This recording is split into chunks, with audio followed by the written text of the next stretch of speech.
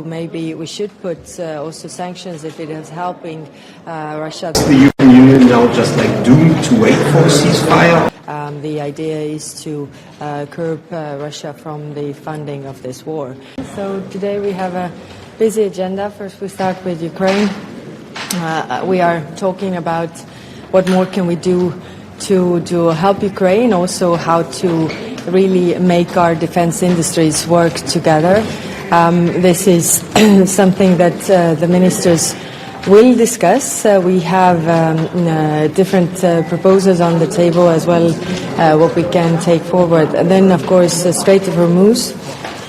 Over the night we have seen escalation again. I think the region does not need an escalation, but actually that parties sit down to a negotiation table and agree. Of course, we are talking about our Operation Aspides.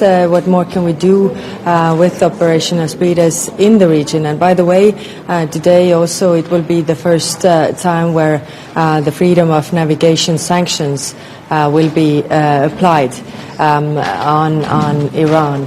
And then on the freedom of navigation or maritime security as such, we will also discuss the shadow fleet. Our Operation Irini has changed the rules of engagement and has now started to board the ships as well.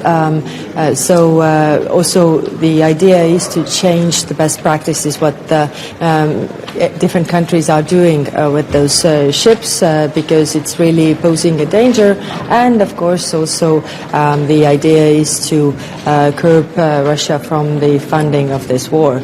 And then finally we have the discussion of the European security strategy as well, what the ministers want to see there, how we proceed with this. But as it is a formal meeting, so things also, take more time than informal meetings. So, sometimes we don't get to all the topics in the end. I want to say a few words on Armenia. I think the turnout was really good, and of course the votes are being counted, but it looks like now that Armenia's people, although under heavy Russian pressure, still chose to have a European future, which is a good thing. And of course, we are trying to help them as much as possible also on their future reforms. Thank you. Representative, what do you make of the uncovering of Ireland providing such huge amounts of alumina to Russia? I mean, it's not under sanctions, but do you think this is something you should talk about with member states? It's really been quite shocking. Always when we have these information coming out that one way or the other what is helping Russia, then we should also be more creative in finding ways how we can actually stop this war. Because if there's a thought that we still, some of us still benefit from trading with Russia at the same time when it is actually making it easier for them to fund this war, then this war will never stop. That's why, the focus of our sanctions has been to really, get the funding of the war to other places so that they can't really continue with this, because wars also end when aggressors run out of money. But does the Irish government have a moral responsibility to look at stopping this trade? It is not under sanctions. That is very true. I think it's more what we should look into. Maybe we should put also sanctions if it is helping Russia that much on funding this war. Ira, what's your take on yesterday's E3 meeting with Ukraine? Do you see negotiations anywhere near in the future, and what has Europe to do to support Ukraine?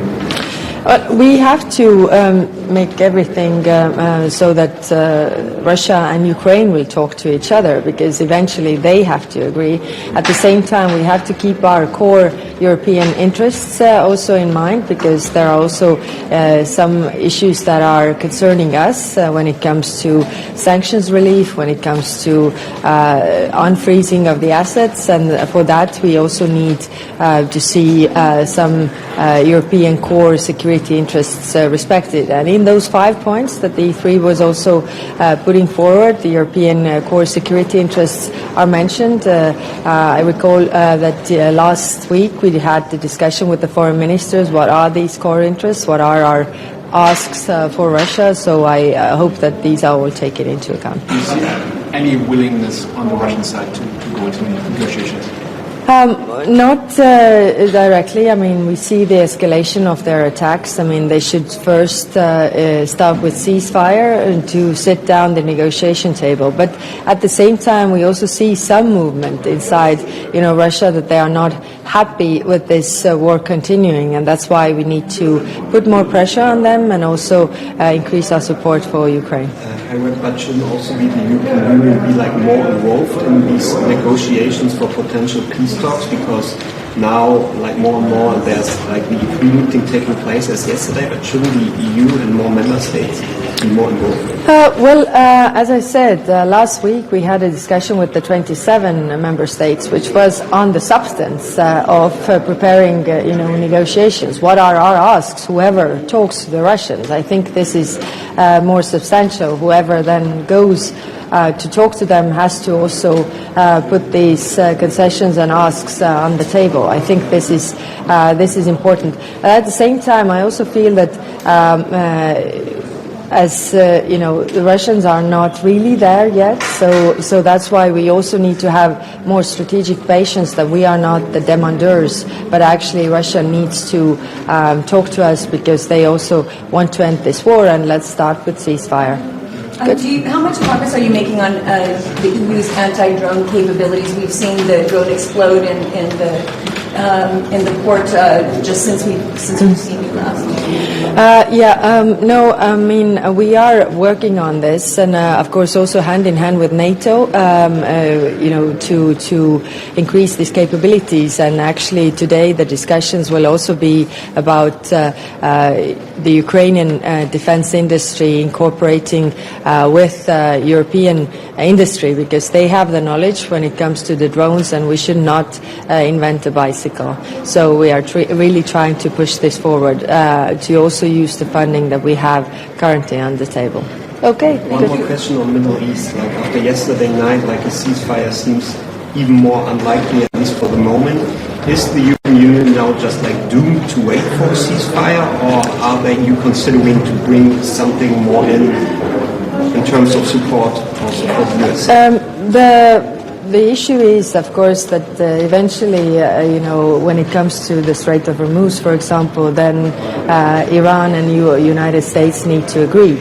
So, of course, we are saying that there has to be a diplomatic solution, and they have to sit around the table, because eventually they have to agree on this. Of course, we can help with, after the ceasefire, also the escorting of the ships, and we will discuss this today. But the first point is really the ceasefire. Of course, we are in touch with both parties to really give them this message that ceasefire is very much weighted. I mean, stopping this war right now, opening the Strait of Hormuz, and then using the time for longer discussions when it comes to the more difficult topics like nuclear, but other critical issues that are there.